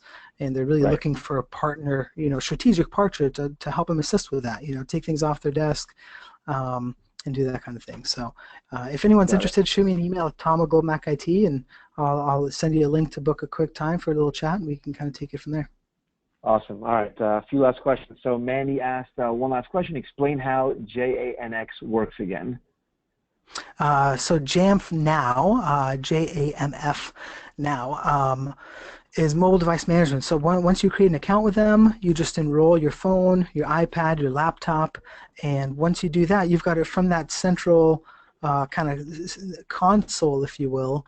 You can install Wi-Fi profiles, you can install email accounts, calendars, you can install applications. And with mobile device management, anything that you put onto a device through the MDM tool, you can remove. Okay, so if I've got an employee and they come here and they say, okay, we're going to install all of the apps that we use, and we're going to install our email account and contacts and calendars, anything we install through the mobile device management tool, if they go AWOL, we click a button, poof, 100% of what we installed, all the applications, all the data that we put out is immediately removed from their device. So we have complete control over that data. If you lose the device, you can click a button to securely erase the device when it checks in. And there's a lot of other features, but those are some of the kind of most useful ones that people use. Awesome. All right, so last few, and then I think we're done. So Nancy asked a few questions, and Nancy's awesome. She joins every one of our webinars. So the first question is, do you recommend the 2 or 3 year lease when leasing laptops? I'm a big believer in 3-year lease. When you buy a Mac, it comes with a 1-year warranty. If you buy Apple Care, which I recommend for everybody, it adds on 2 more years. So you've got, 3-year coverage with Apple. If there's any hardware, any kind of issue, they'll take care of it. And I'm not a big fan on warranties, but Apple is one that I never think twice about. Multiple times they've covered me when I've had an issue, no questions asked. They make it really easy. So a 3-year cycle, I think is optimal. 2 years would be better. Just if you like new shiny stuff, get it. But I think 3 kind of makes the most sense, especially when you grow. If it's 2-3 people and you're just like, hey, I want nice stuff, by all means go for it. But when the firm grows, you got 5, 10, 15 users, it's, in my opinion, it's harder to justify a 2-year cycle. It's nice, but it's not necessary, where I feel a 3-year cycle is. Got it. And which Macs have a solid state drive? Oh, and I think all the MacBook Airs. Yeah, all the laptops have solid state drives. Oh, okay. iMacs can come with solid. I believe iMacs and Mac Minis both still offer a spinning drive option. I know the Mac Minis haven't been updated in a while. My project manager, honestly, is one that quotes all the Macs and works with the Apple stores for clients, so we'll do that on their behalf. So he's much more familiar with all the details. So I think the Mac, but all of them you can upgrade and choose to have a solid state drive, just to be clear. So if you buy a Mac Mini, if you buy the off-the-shelf default one, it has a spinning hard drive, but you can upgrade to a solid-state drive. So most of our clients, when they buy Mac Minis, we always have them buy either Fusion or solid-state drives based on their needs. Got it. Actually, George from our office, our VP of Marketing, had a question regarding buying new MacBooks. So from what he says, I believe all the new MacBooks now are not really new. They're the 2015 model. Is that correct? No, Well, the Touch Bar is new. That's actually pretty new. Yeah, the MacBook Pro Touch Bar is new. That was the latest refresh. It was the MacBook Pro Touch Bar. That was the biggest kind of complete refresh. I think the MacBook and the MacBook Airs had just kind of slight increases. So a lot of times they'll introduce a new model every 2, 3, 4 years, and then every year they'll do a slight spec bump. So they'll put a faster processor, Right. faster RAM, faster hard drive, that kind of thing. So the MacBook Pro Touch Bar is the newest one in the laptop lineup that's got a complete refresh. Got it. And the ones I think he's right. Yeah, I think they're 2015 hardware models, but they've had spec bumps since. Got it. And question from Nancy: what do you think of GoDaddy for hosting the website and for Office 365 and Archive? I have no problems with web hosting with GoDaddy. They're reliable. We have a lot of clients that use GoDaddy for that. So for the web hosting, they're fine. For the 365, I don't have any direct experience with that, so I can't say anything for or against it. We get 365 directly through Microsoft. So we purchased it. There's kind of a special portal for companies like ours that manage other companies and stuff that makes it easy to manage. But I don't have anything specific, pro or against GoDaddy 365. I know there's a lot of big companies that all they're doing is reselling it through GoDaddy.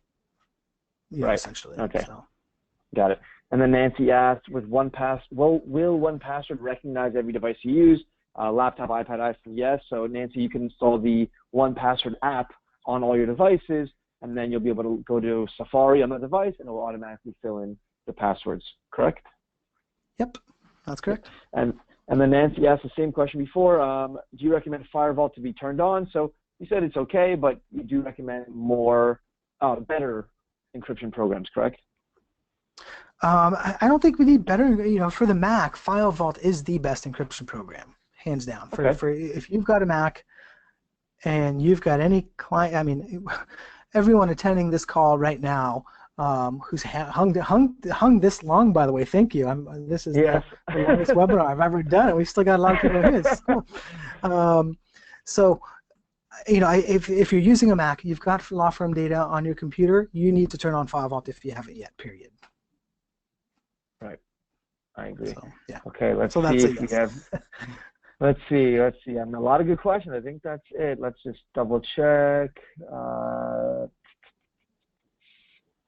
Wow, a lot of good questions. And just so everyone knows, if they have more questions, just email Tom. Let's see what else we got. Okay, yeah, that's it. Awesome. Wow. All right. So, Tom, thank you once again for everyone listening. The webinar was recorded, so we will email it to you shortly, either end of today or Monday, so you can always watch it again. If you have any questions for Tom, seriously, reach out. The guy's awesome. He's always willing to help at any cost, at any time of his, so just reach out. And Tom, you're awesome. Thank you so much. I really appreciate it. Thank you very much for having me again. Is this a record, by the way? Have you done a longer webinar? I think this was the record, yes. I think this beat it, yeah.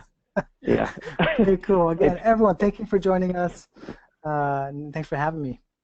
Awesome. All right, everyone, have a great weekend. Take care. Bye-bye. All right, bye-bye.